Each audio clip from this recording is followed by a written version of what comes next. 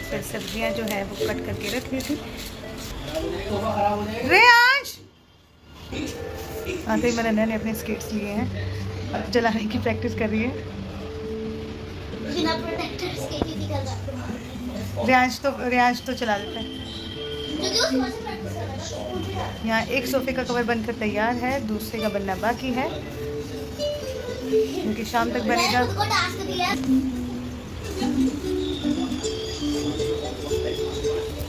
एक तरफ सोफे का कवर बन रहा था, दूसरी तरफ मैं बना रही थी खाना।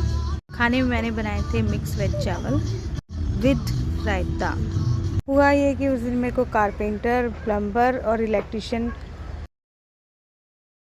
तीनों की ही ज़रूरत पड़ गई। तीनों से ही काम पड़ गया क्योंकि मैं पानी जो है वो ठीक से आ नहीं रहा था, और कारपेंटर इसलिए आया था क्योंकि किचन का कुछ काम करवाना था, और इलेक्ट्रिशियन तो लाइटिंग के लिए आया ही था।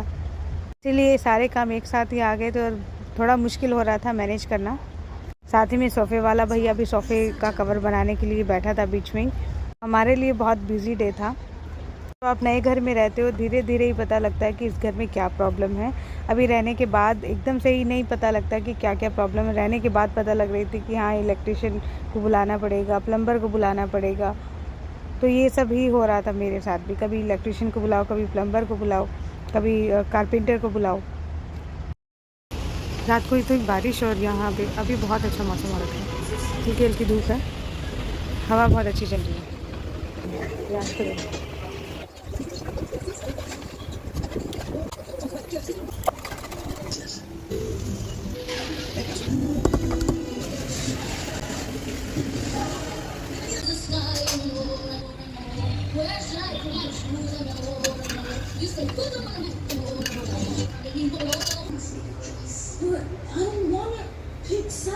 फाइनली मेरे सोफ़े का कवर बनकर तैयार है और ये लुक आई है पूरे सोफ़े की।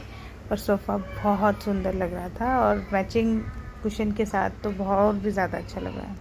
मेरे बच्चे थोड़े शैतान हैं, इसलिए मुझे सोफ़े कवर बनवाने की ज़रूरत पड़ी। विदाउट कवर के तो ये तो 4 दिन भी नहीं चलने वाले, कि मेरे बच्चे हैं ही इतने शैतान। इन सोफ़े कवर को बनने में पूरे 2 दिन लगे हैं। ये जो शाफ्ट की विंडो है, इसके लिए मैंने कवर मंगवाया है। ये वाटरप्रूफ होता है और मैंने इस विंडो के लिए मंगवाया है ताकि ये विंडो जो है, ये गंदा सा लगता है पीछे से ना, शाफ्ट का जो एरिया है वो दिखता है इसमें से। मेट्रो वाले से